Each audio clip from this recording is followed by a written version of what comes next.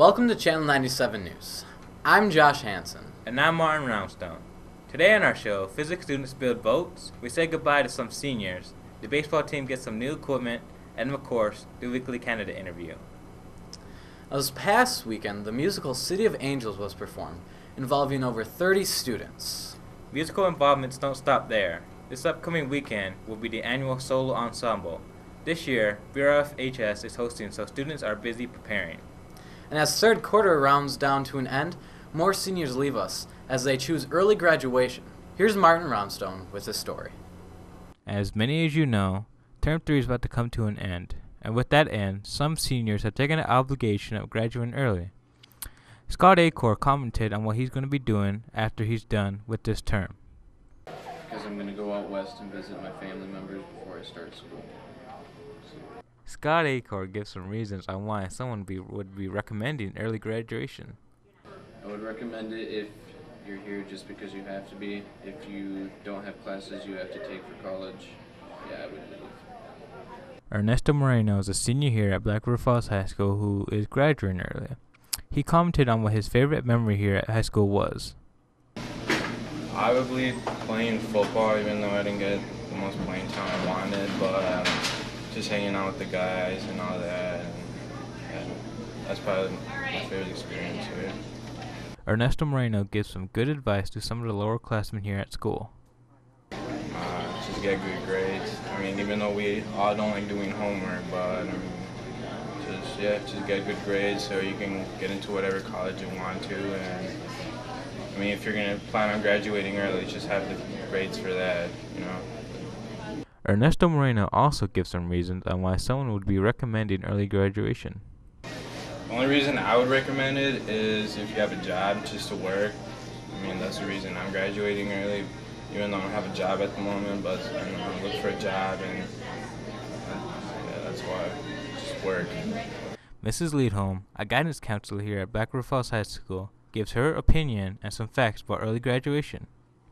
I believe that early graduation is truthfully an individual decision because I think for some students it's extremely valuable. They have outgrown their experience here and they probably would be much happier and more productive if they were out working at their job full time or doing other activities outside of school. With AB scheduling being used next year, Mrs. Leanholm commented on whether early graduation is a possibility next year. Next year's early graduation actually will be a little more difficult but possible. Because we're only going to have semester grades, students will only be able to graduate after first semester. So they will have had to complete 24 credits up through their junior year this year, and then they'll earn 4 credits their senior year first semester and be able to finish early. We'll have to wait and see how many students that actually take us up on that. Early graduation is a privilege here at the high school, and whether you choose to graduate early or not, think wisely about your decision. Thanks, Martin. Calculations, equations, and graphs are commonly found in the physics classrooms, but boats?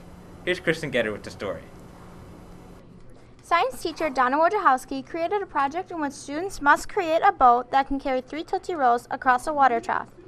The project started with Wojo's physical science class, but then was added to the physics classroom. Yeah, the goal, first of all, is to have kids actually to work and design a boat that can make it across an 8-foot trough. And part of the difficulty is, especially in a class like physics, is kids are really good figuring out problems on paper, but I wanted them to figure out problems in a real-world sense. So I would say that some of the groups, this was a little more difficult than they anticipated, but I was pleased they all rose to the challenge. Many students agreed with Wojo, realizing it was much harder than expected. Though senior Danny Duffy knew it wasn't going to be easy, she didn't realize how difficult it really would be. I knew that it wasn't going to be easy, but I didn't realize it would take 5 prototypes to get it right. So it was harder than I thought, yeah. Seniors Lindsay Fox and Emily Rodenberg felt Duffy's pain. For them, getting the boat to float was the hardest part of the project. The hardest part was getting the boat to float. Yeah, and balance. Yes, we had a lot of struggles. We had to make 3 different boats just to make it sturdy enough to stay up. In the end, all groups had a boat they could run with. Though the project was meant to be a contest, most students were happy with a successful run. It went really well once we finally got it. It wasn't the slowest time, so we were happy with that, and we basically just wanted to get across the trough without falling over. So once that happened, we were very happy. Wojo believes the students did well and that the project was a worthwhile experience. The minute you put your boat in the trough and you actually see what happens to it, it makes you think of things in a more, how do I say, open-ended way. And for future students, Wojo has one piece of advice. If at first you don't succeed, try again.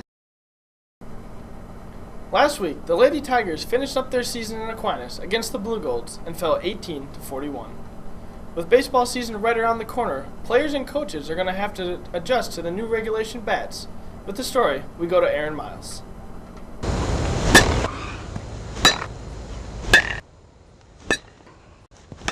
The NFHS and NCAA will be switching to new bats this year after much dispute. The change was spurred from player injuries and in some rare cases even death from being hit by a ball flying off the bat too fast for a player to react. The switch will be going from a ball exit speed ratio certification, or BSER, to a batted ball coefficient of restitution certification, otherwise known as BB. Just get used to them, I guess. It's not really that big of a change. It's just how the ball comes off the bat.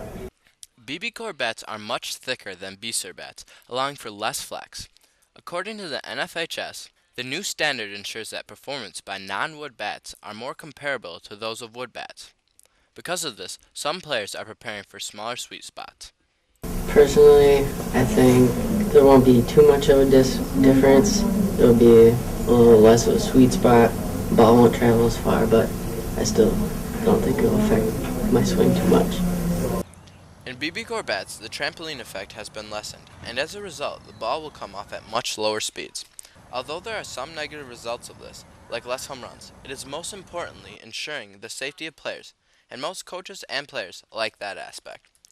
Like I said, the balls are starting to fly off some of those bats harder than they should have, and I think it's just a matter of keeping kids safe, especially the pitcher.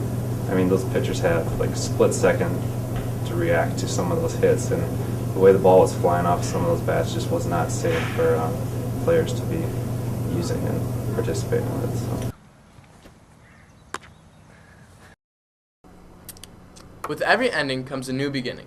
Students prepare for the final quarter of the 2011-2012 school year as the third quarter ends. Here's Kyle Oakes with the story. The Black River Falls High School students are getting ready for finals on March 22nd and March 23rd. I have music theory, I have AP history and AP English, and band and choir. I have gym and large animal science, ceramics, and math. Right now I have Intro to Business with Burns, Spanish 3, Psychology, and Relationships. Iverson says that the hardest class so far is math. I think Miss Neville, she's pretty good at helping me with math. The hardest class for Kowalski is AP History because you have lots of outside work and lots of reading involved. But his strength is band and choir. Just because I'm feeling it. Just because it comes natural to me, so it's just easy to get in there and sing or play at the tuba. It's easy. Peterson is having Law and Society, Spanish 3, 21st Century World, and speech for her classes next quarter. I like to just take an hour or half an hour after school, just study them in my room. Just study all my notes and my homework that I did to just kind of help me prepare for the finals. No matter what your excuses, get ready and be prepared for exams. It's less than 2 weeks until the school board candidate elections, and here's another interview this week with Durwood Amundson.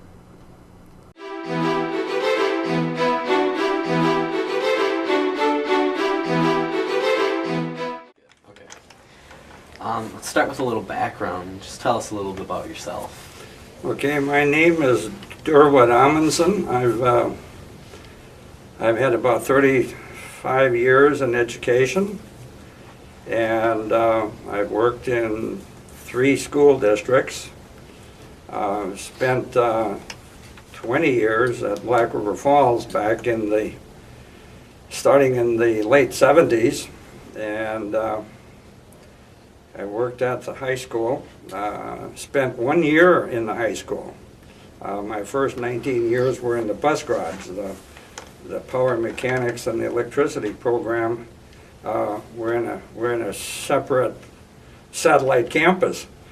But I spent my last year here in the new building, and I have served 1 term on the Board of Education after retirement.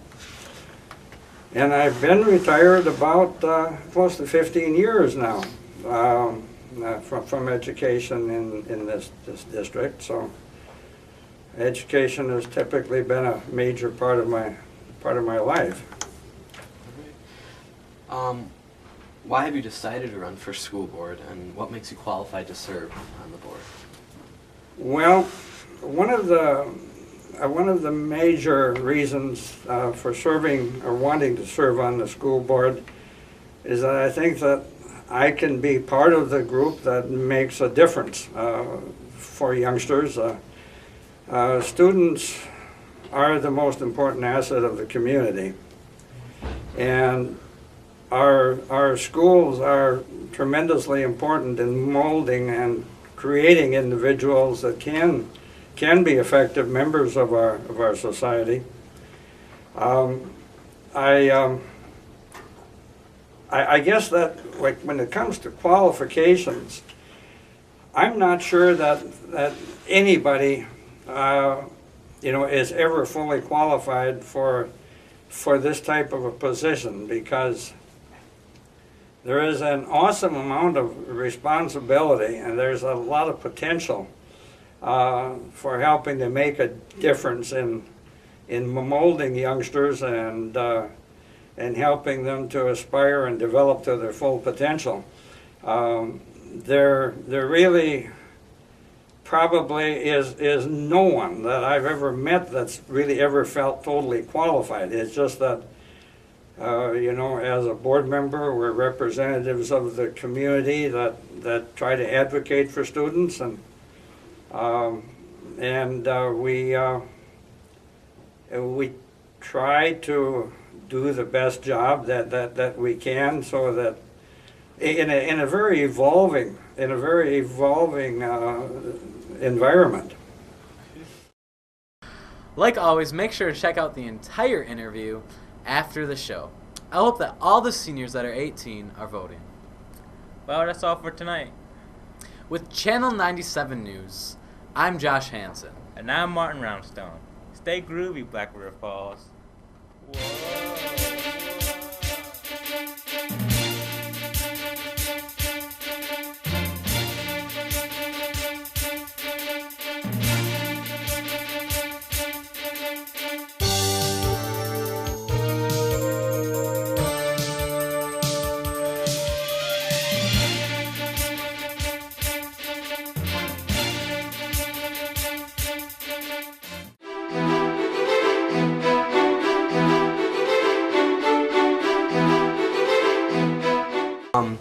So what is your philosophy of education?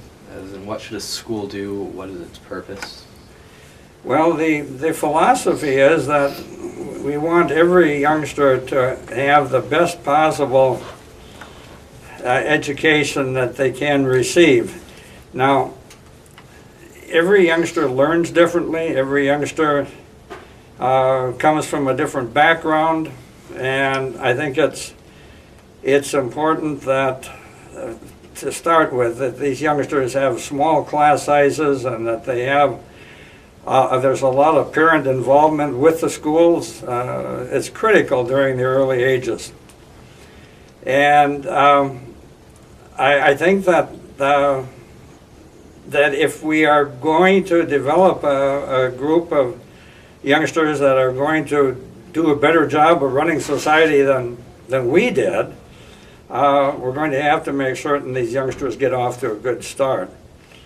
And I certainly want to see as much training given to instructors. I want to see as much development in terms of curriculum as possible. I'd be real concerned, if we start to see large class sizes and we start to see budget constraints that limit the opportunities for these youngsters. But I think that the district here in Black River has a lot of very positive things going for it, and I guess that part of my role as a potential board member is to make sure that we can reinforce what the staff is doing. We have an excellent staff and principals, and we currently have an excellent school board. All of the folks on here serving on the board are there for the right purpose, and they all want to do what is best for children. So I really think that the schools have a major role, and not the only role, because there are a lot of other influences on a young person's life besides the school. But the schools are a major factor, and if we can help each individual to achieve success, and if we can make school interesting and exciting for them, and create an environment where everyone enjoys, staff and students enjoy coming to school each day, I think that we're going to have a very successful district. All right. How would you plan to deal with any budget shortfalls? Well, the budget shortfalls, of course, aren't created by the district. The budget shortfalls are basically the outcome of political decisions and political environments.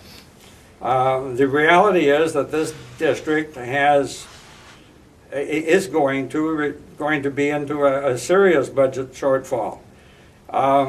I think one of the things as a board member we have to do, and that's beyond the district, we have to be advocating for these funds. We have to be putting pressure on the political members of the legislature. We have to try to achieve, I think, some of that budget shortfall by attempting to restore some of the funding that has been taken away at the state level. As far as the local level is concerned, it's very difficult to just keep cutting programs for students and cutting class size, cutting classes and increasing class sizes. These are really quite unacceptable. So getting down to the heart of your question, we continue to evaluate, you continue to trim classes that aren't absolutely considered by some people to be essential. But see, there's a fallacy in that, because over the years, I think every class in our district is important. I don't want to see any of these programs cut because we're shortchanging youngsters. It isn't just having math and science skills, but our young people need to have a perspective of government. They have to have a world perspective. They have to develop interests. They have to develop thinking skills, and so it's a really tough question, because and every board deals with this. Where do you cut? You can't cut a lot administratively. All of these components are part of the situation. So I think the best answer to that is that we really have to make an all-out effort to try to restore funding. That's the only way we're going to continue our program without hurting kids. Now, there are some families who feel sort of disenfranchised from our schools. What would you as a board member do to help strengthen these ties between the families and the district? Yeah. A lot of our students experience a tremendous amount of success in schools, and they do very well. But there are a number of youngsters that don't. And some of the things that are beyond our control, some of the environments and things make it very difficult for the school to make the total difference. But I think where we can help is this. One, we've got to make certain that our schools are open to parent concerns. And even though our schools are open, we have to do a better job of communicating it. We have to make people feel welcome at our board meetings. We have to make people feel that they can contact teachers and that they can contact administrators and that they can have their concerns addressed in a very cordial and meaningful way. I think we just have to continue to do a lot of the things we are doing, but probably even do them a little more extensively. If you had to choose 2 or 3 priorities that the district should focus on, what would those be?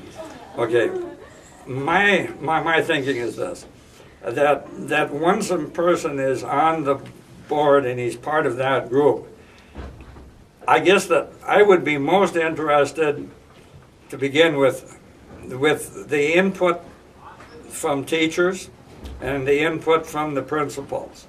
I think that those would be that would make up a real good starting point as far as, you know, what are some of the priorities of the district. Because if you're not in the mix every day, some of the things that show up superficially to the public do not necessarily reflect some of the major concerns in the district. So I would begin by saying we need to have good input, and that's from the total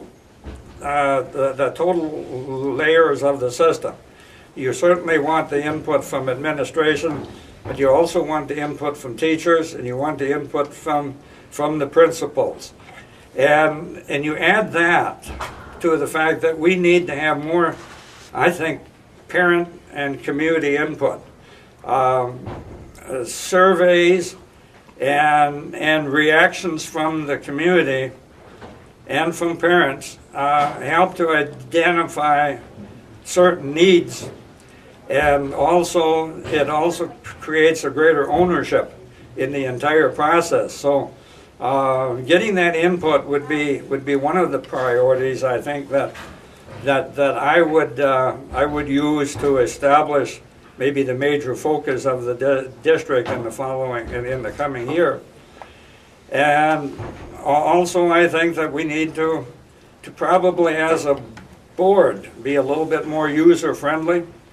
I'd like to see it's maybe a modest point, but when people come to the board meetings, I would like to see the board not sitting in a circle with their backs to the audience.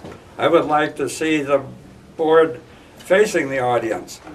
And if we can look at becoming a little more user-friendly and being more receptive to parents and to community, and recognizing also, I think this is another point, we really do need to recognize, you know, the good work that's being done here. We have a lot of students, and not all of them are getting the recognition perhaps that they should have.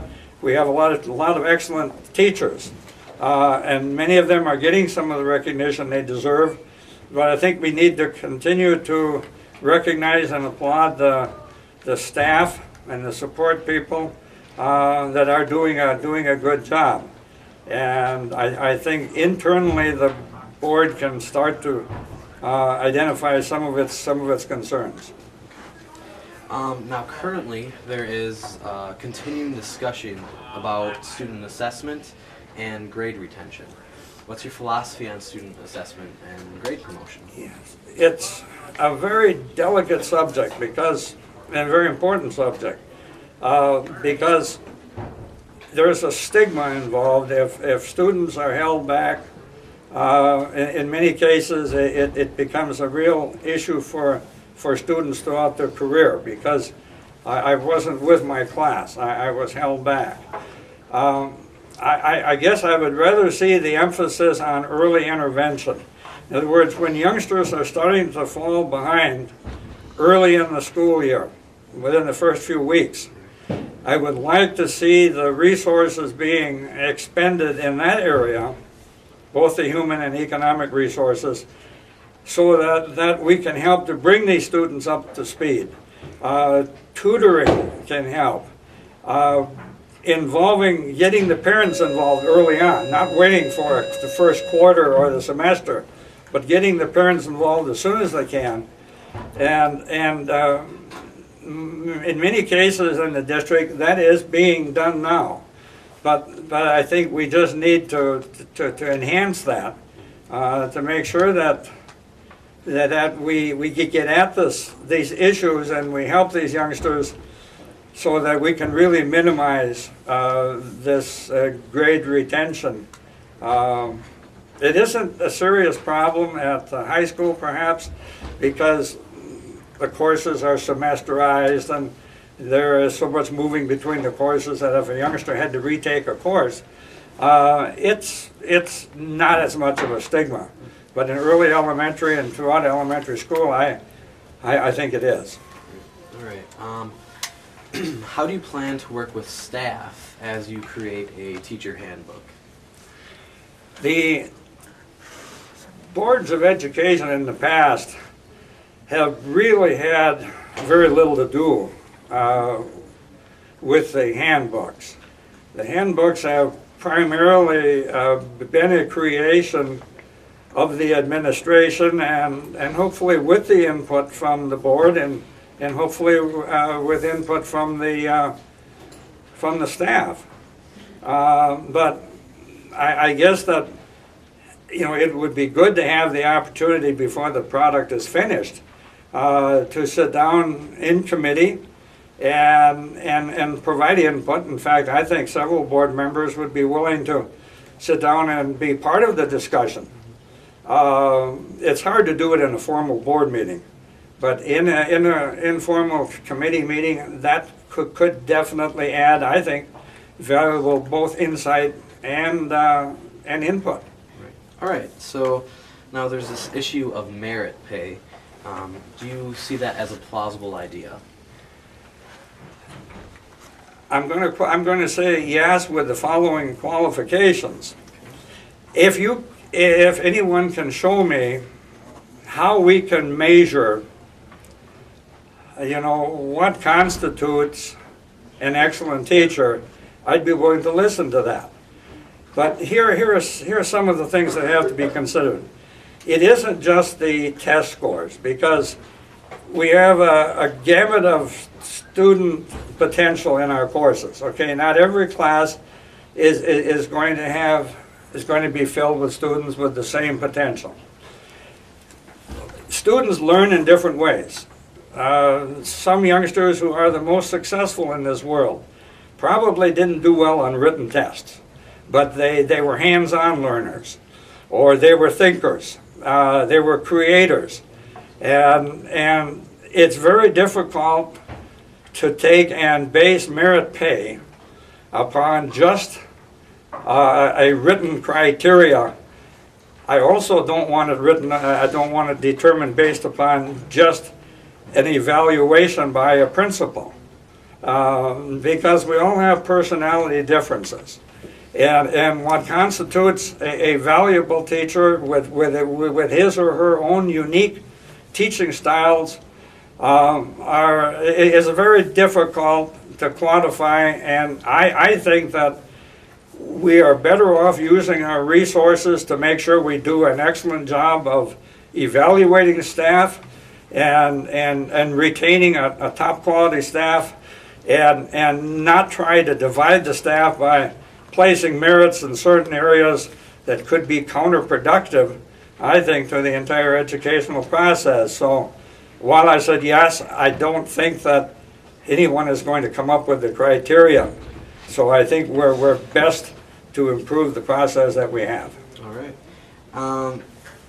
What are just a few of the current positives and negatives that you see in our district? Well, I would just as soon focus on the positives. I see a lot of excellent things going on. This afternoon we had a math contest going on in one of the elementary schools. I see more and more of our academic areas developing fairs and developing shows and participating in activities beyond the traditional classroom. I'd like to see more of that. I see a lot of our staff being, and they rightly should be, being recognized statewide and nationally for their excellence in teaching. I think that we have a very excellent set of district employees, and I'm talking about administration, I'm talking about staff, and I think that that's maybe one of the district's greatest assets, and I think we just have to continue to, be creative, look at expanding our technology, look at ways that we can effectively improve student outcomes, and I want to see us not neglect things such as at the high school level, vocational technological exploration. I want to see those things continue to be part of our educational landscape. So I feel very positive about our district. I think we do a great job, and having said that, we still want to consider the fact that there's always room for improvement. But I think we have a lot of things happening in this district, and we should continue to applaud them, and we should continue to strengthen those areas. All right. The final question, why should we vote for you? Oh, well, I'm almost 72 years old, so, I'm not trying to build a resume or anything. I think that I'd answer that by saying vote for the people that you best think can exhibit the enthusiasm for students and can exhibit a foundation or a willingness to learn, and not, I don't want to be out self-promoting, because I want the youngsters in the district to be the winners. And whoever the public feels are the best 5 or 7 people to help advocate for these students should be the person that should be part of the people that serve on the board. So, I'm always interested in, even though I'm getting out in the years, I'm still interested and I'm enthusiastic about seeing youngsters experience success. So. It's fun just to be back in this environment. All right. Thank you so much.